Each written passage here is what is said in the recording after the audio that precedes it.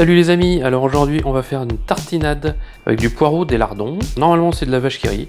J'en ai pas trouvé donc j'ai pris du Philadelphia à la place, du vin blanc. On commence par les poireaux, donc il va falloir les émincer. Donc là j'ai pris un gros, c'est pas forcément intéressant de prendre des gros parce qu'il y a souvent un truc énorme au milieu qui ne se mange pas, voilà.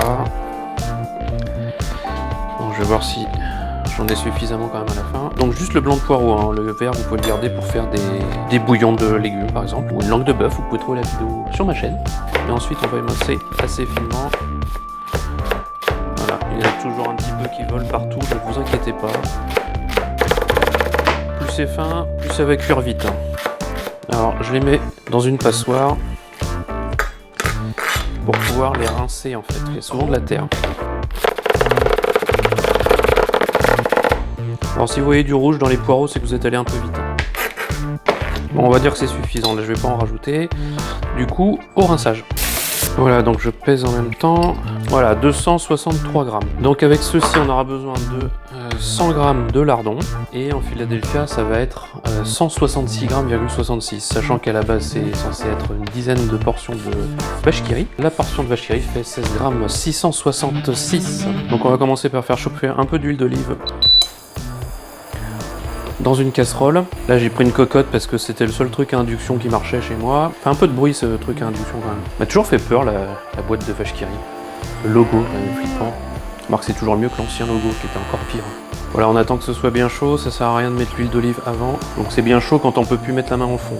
Quand les doigts commencent à coller au fond, c'est pas bon. Voilà, donc on va commencer par mettre les lardons. Donc normalement les lardons n'ont pas besoin de gras pour cuire, là on va rajouter un petit peu pour activer la cuisson. Et de toute façon il n'y aurait pas eu assez de gras pour les poireaux. Voilà. Ça va cuire environ 10-15 minutes, il faut que les poireaux soient bien tendres. Alors pendant ce temps-là, vous pouvez vous amuser, si vous êtes parti sur des vaches qui rient, vous pouvez dépapoter toutes les vaches qui rient. Ça peut être un peu long. Moi je vais tout simplement peser. Voilà, 168, ça ira bien.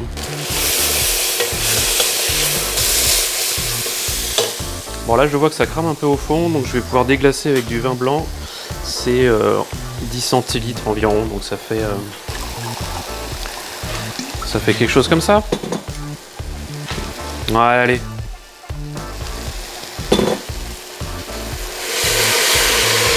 Faut pas tout mettre en fait. Donc, grattez bien le fond. Donc on n'a pas besoin de sel parce que à la fois le fromage et les lardons sont salés. Donc on le range. Par contre on peut poivrer toujours un petit peu. Voilà ce que ça donne si vous voulez voir en fait. Ouais, en fait je vais tout mettre. Alors l'idée c'est pas de faire réduire non plus jusqu'à sec. On va essayer de garder un petit peu de liquide. Voilà, donc là ça doit faire dans les 10 minutes. Ça chauffe plutôt bien, donc je vais rajouter directement le fromage. Voilà, donc là je vais mélanger un petit peu tout ça. Mon Dieu, c'était une bombe? Ah non. Oui, j'aurais pu vous rapprocher ça.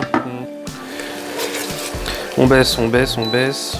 Voilà, donc là on est bien, on va couper la cuisson et on va passer au mixage.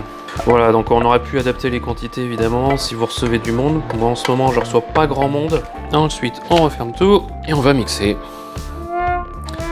On va d'abord brancher le mixeur. Voilà.